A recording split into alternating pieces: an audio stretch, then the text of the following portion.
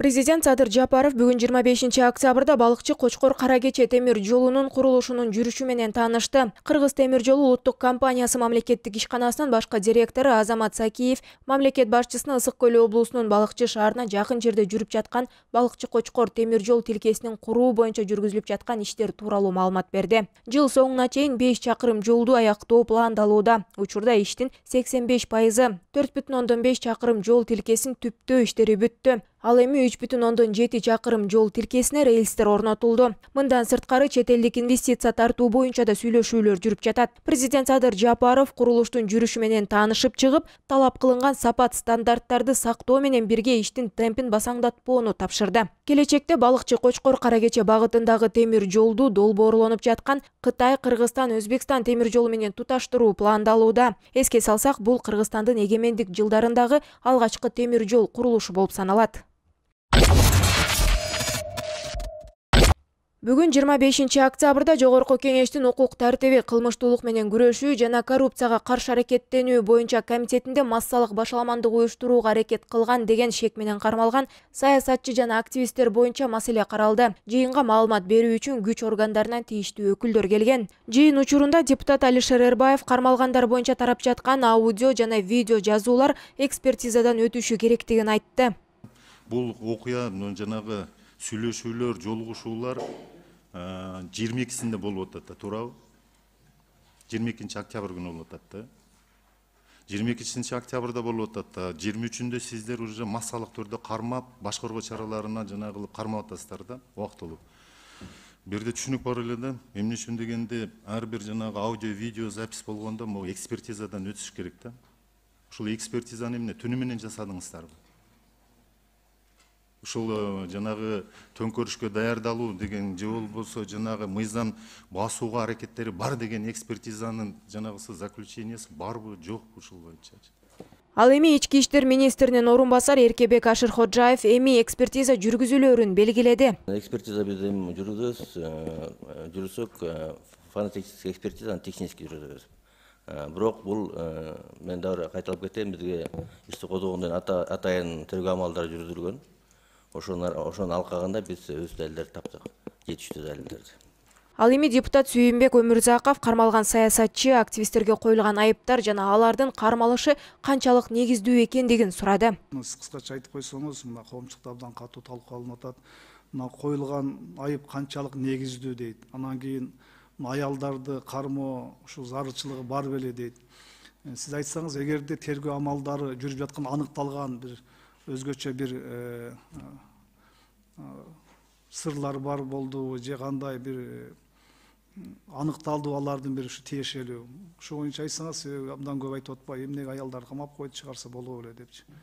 Ушул эмне болду, ошо боюнча кыскача айтсаңыз. Сүйүн Абдуллаевич, бул боюнча мына бул камалгандардын мыйзамдуулугу боюнча, аларды тинтүү жүргүзгөндө мыйзамдуубу, ушуну сот караш керек болчу, сот карады, соттун чечими барбы, себеби жаңы шектөөлөрдү айтып атпайбы, мына бизде токтомду берген көрсөткөн жок. Ушул боюнча кыскача айтып коюңуз. Эл өкүлүнүн суроосуна жооп берген ИИМ министринин орун басары Ашырходжаев тергөө иштери жазык кодексинин алкагында жүрүп жаткандыгын белгиледи.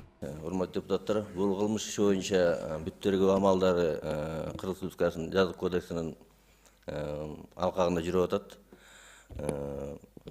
Мыйзамдуулугу тинтүү жүргөн боюнча мыйзамдуулук, атайын тергөө амалдарын жүргөн боюнча мыйзамдуулугун, алардын кармалышынын мыйзамдуулугу прокуратура тарабынан жана тергөө судьясы тарабынан каралып чыгып, биздин бүт тергөө аракетибиз бар тең мыйзамдуу деп табылды азыркы учурда.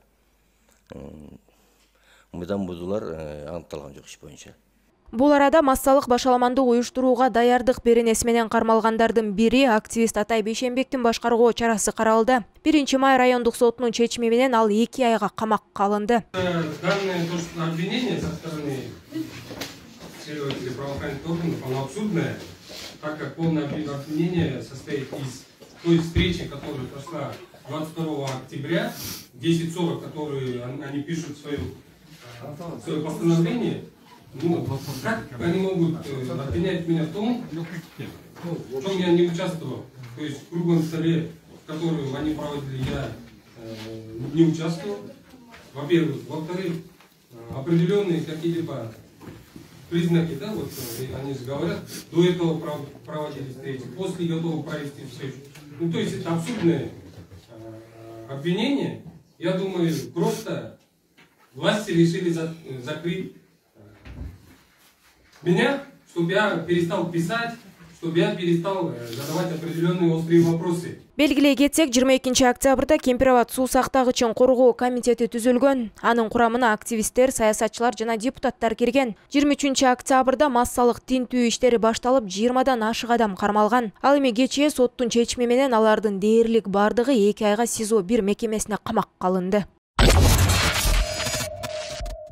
Токмоктогу мал базарда карыянын 120 000 сом акчасын урдоого шектелген жаран кармалды. Бул тууралуу Чүй облустук милициясынын басма сөз кызматынан кабарлашты. Маалыматка караганда оорулукка шектүү катары Токмок шаарынын 1983 жылы туулган тургуну кармалган. Учурда ал Токмок шаардык милициясынын убактылуу кармоочу жайына камакка алынган. Тергөө иштери уланууда. Буга чейин Ички иштер министрлиги аталган факты боюнча кылмыш жаза кодексинин 205-беренесинин уурулуктун негизинде кылмыш ишинин козголгондугун маалымдаган. Эскерте 16 октябрда социалдык тармактарда Токмоктогу мал базарда 120 000 сом акчасын урдаткан карыянын видеосу тараган. Кайдыгер эмес жарандар карыяга ошол жерден 115 500 сом акча чогултуп беришкен.